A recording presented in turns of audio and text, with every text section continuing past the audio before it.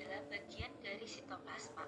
Sitoplasma meliputi sitosol, semua organel, dan isi cairan di dalam organel. Sitoplasma tidak termasuk nukleus. Komponen utama sitosol adalah air. Air membentuk 70% dari sel, dan terutama di dalam sitosol, untuk melarutkan komponen lainnya, ini juga mengandung ion terlarut, molekul kecil, dan protein. Sitosol tidak seragam di seluruh sel. Kompleks protein dan sitoskeleton memberinya struktur. Sitosol memiliki beberapa fungsi. Ini adalah situs sebagian besar proses metabolisme, mengangkut metabolit, dan terlibat dalam transduksi sinyal di dalam sel. Selain itu, air ini dapat digunakan untuk membuat dalam reaksi kimia dalam sel. Hal ini akan membantu dalam metabolisme sel. Komposisi sitosol terdiri dari berbagai ion, molekul kecil, dan makromolekul dalam air. Namun, cairan ini bukanlah larutan yang homogen. Sekitar 70% sitosol adalah air. Pada manusia, pH berkisar antara 7,0 dan 7,4 pH. Lebih tinggi ketika sel tumbuh. Ion terlarut dalam sitosol termasuk kalium positif, natrium positif, dan klorin negatif, magnesium positif, dan kalsium positif, dan dan bikarbonat. Ini juga mengandung asam amino, protein, dan molekul yang mengatur osmolaritas seperti protein, kinase C, dan kalmonium. Jelaskan fungsi sitosol. Sitosol melayani beberapa fungsi dalam sel.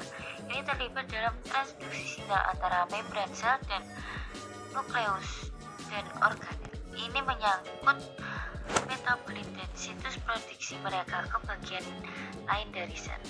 Penting untuk sitokinesis ketika sel membelahan secara mitosis.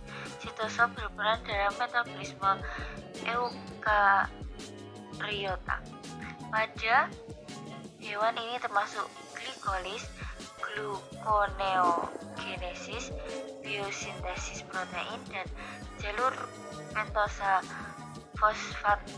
Namun, pada tumbuhan, sintesis asam lemak terjadi dalam kloroplas, bukan merupakan bagian dari sitoplasma.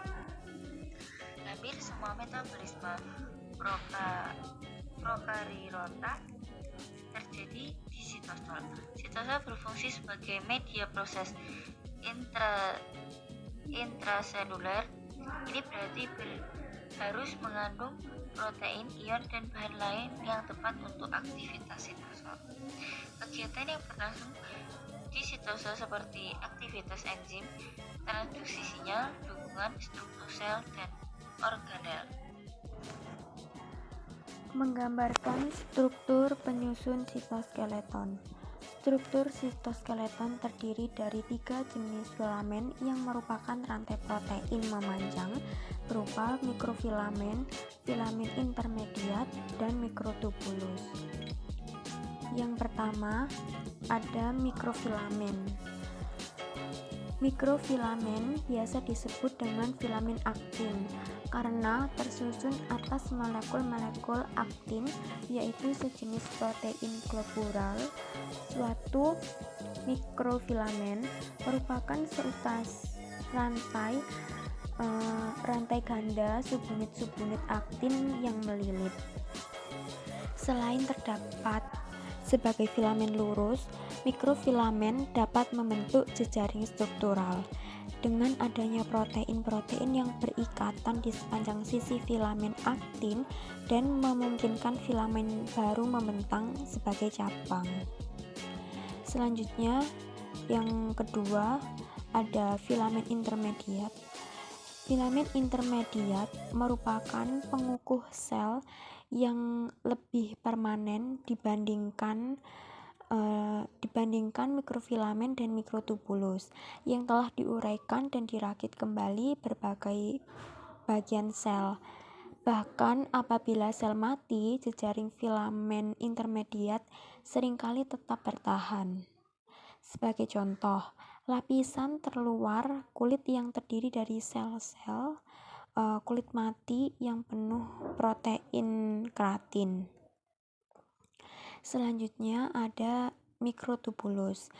Setiap protein tubulin merupakan dimer, yaitu molekul yang tersusun atas 2 subunit. Suatu dimer tubulin terdiri atas 2 polipeptida yang agak berbeda, tubulin A dan tubulin B.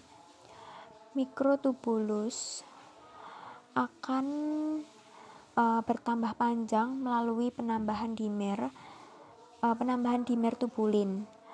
Mikrotubulus diuraikan dan tubulin digunakan untuk membangun mikrotubulus di tempat lain dalam sel. Menyebutkan komponen penyusun sitoskeleton. Sitoskeleton merupakan jaringan filamen dan tubulus yang membentang di seluruh sel melalui sitoplasma, yang mencakup semua materi di dalam sel selain nukleus. Sitoskeleton berada pada semua sel, tetapi protein atau bahan pembentuknya dapat berbeda di antara masing-masing organisme. Komponen penyusun sitoskeleton terdiri dari 3 jenis filamen yang merupakan rantai protein memanjang. Fungsi komponen penyusun sitoskeleton yang pertama adalah mikrofilamen. Mikrofilamen adalah jaringan serat protein sitoskeleton terkecil yang berdiameter 3-7 nanometer. Juga disebut filamen tipis atau filamen aktin. Disebut filamen aktin karena sebagian besar terdiri dari protein aktin yang ikut bertanggung jawab dalam kontraksi otot, sehingga mikrofilamen umumnya ditemukan pada sel otot. Mikrofilamen terdiri dari 2 rantai subunit dan protein aktin atau globural dan memiliki polaritas di ujung-ujungnya. Terdapat 2 untaian aktin melilit satu sama lain sehingga membentuk mikrofilamen yang spiral. Berikut 3 fungsi mikrofilamen. Yang pertama, memberikan bantuan dalam sitokinesis, yakni proses saat pembelahan sitoplasma sel menjadi 2 sel anak. 2. Membantu dalam motilitas atau pergerakan sel dan memungkinkan organisme yang memiliki sel tunggal untuk bergerak, misalnya amoeba. 3. Mikrofilamen terlibat dalam proses aliran sitoplasma ke seluruh sel untuk memasuki nutrisi.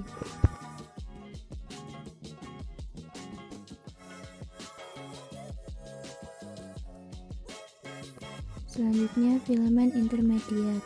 Filamen intermediat memiliki lebar sekitar 8-12 nanometer, disebut juga filamen menengah atau filamen perantara karena letaknya yang berada di antara ukuran mikrofilamen yang lebih kecil dan mikrotubulus yang lebih besar. Pada filamen intermediat dapat memfasilitasi pembentukan keratin dan neofilamen. Filamen intermediat memiliki subkelompok filamen menengah. Yang pertama, filamen keratin adalah keluarga dari protein skeroprotein, terbagi atas keratin tipe 1 dan keratin tipe 2. Pada keratin tipe 1 membentuk sel epitel, dan sedangkan keratin tipe 2 merupakan materi dasar penyusun rambut dan kuku. Fungsi dari keratin adalah menyokong bagian-bagian sel dan memberikan kekuatan peregangan. 2. Desmin merupakan protein yang terdapat pada manusia, dikodekan oleh gen DES. Desmin adalah tipe sel otot spesifik yang berfungsi untuk menghubungkan miofibril pada otot bercorak. Contohnya otot rangka, otot polos. Ketiga, filamen vimentin adalah kelompok polipeptida yang polimerisasi membentuk filamen di sitoskeleton. Protein tipe 3 filamen intermediate yang dinyatakan dalam sel meseskimal yang ditemukan di semua sel metazoa.